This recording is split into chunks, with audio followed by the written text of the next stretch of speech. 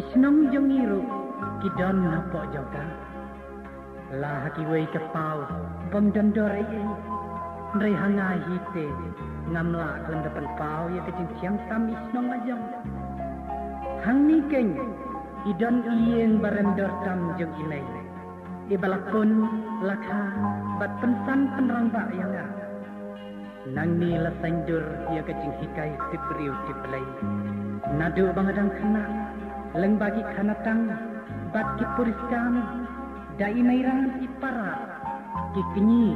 inai ipa bat ki naina inai san baro kumbaki kila penlong briu yang atau ngabir mo ban kelek iki lanur yai sinong lajong ru nganu aban dita hanu ngan yai ir bat yai kan mau yai kat bakaman sing jonga kadang sa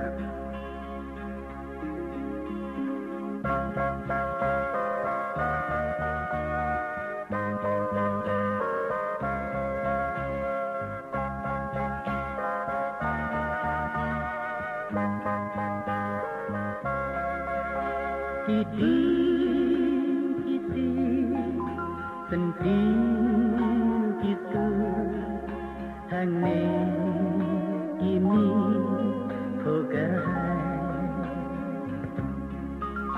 kilum kiwa kiler bunjang kidam kita jam jaya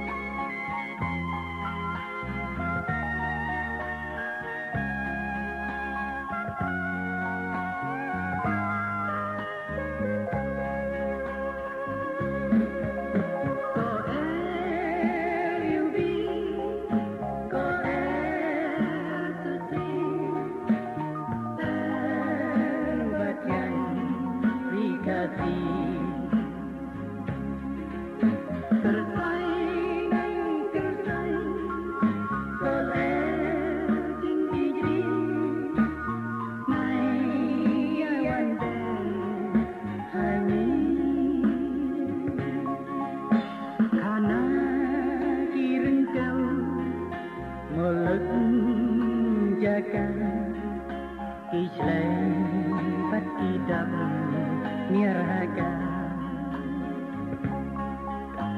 Aku buram Jing tibri tiplay Kerhai kidang dan Mentah